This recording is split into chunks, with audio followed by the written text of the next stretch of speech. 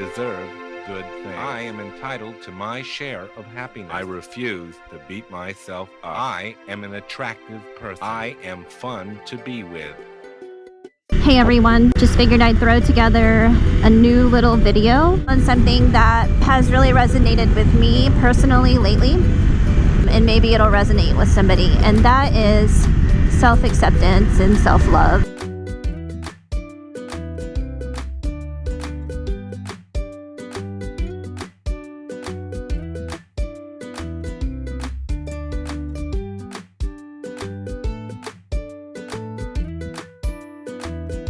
It's been a long journey for me. I got divorced a few years ago, and it really took a toll on my emotional state, mainly because I thought that I was really broken and messed up, and I thought that I had emotional issues and things like that after all of it went down. And I started diving deep into all of my childhood traumas, and I really got into shadow work and following all these YouTubers, these people on Instagram and Facebook, all of these therapists and psychologists that would talk about emotional triggers and emotional trauma and childhood trauma and attachment styles and all of this stuff. Although I think it's really important for you to do that, I don't think that you should get lost in it to where you think that something is so wrong with you, that you're broken. Because you can take nuggets and run with it, but don't do what I did and get sucked in and think that that you have all of these problems that maybe you don't. You know, you just need to accept who you are. And if you feel like you need to work on something, then work on it. But usually working on something turns into a cycle of feeling like there's more and more and more, when really it should just be about acceptance and showing yourself compassion. And just, it's like a lessons learned. Like, don't do it next time. That's it. Don't stress yourself out or beat yourself up. That's for sure.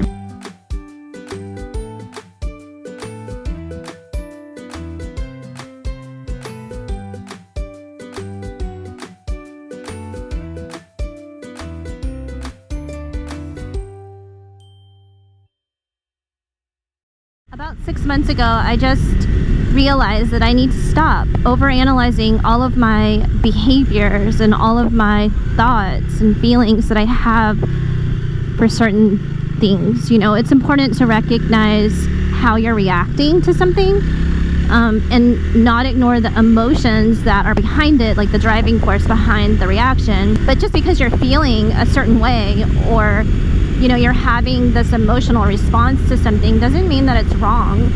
It just means maybe that you're being triggered by something, and if you recognize it and accept it, and maybe even think that, like, I'm in control of my thoughts, I am in charge here, my brain is not in charge, and it doesn't pull you down.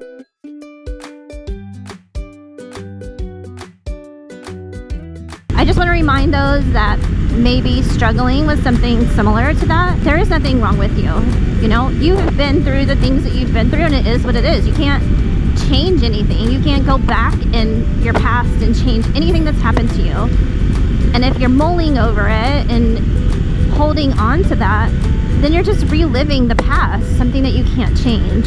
And so a lot of times you just need to accept it and decide to move on, and not let it define who you are.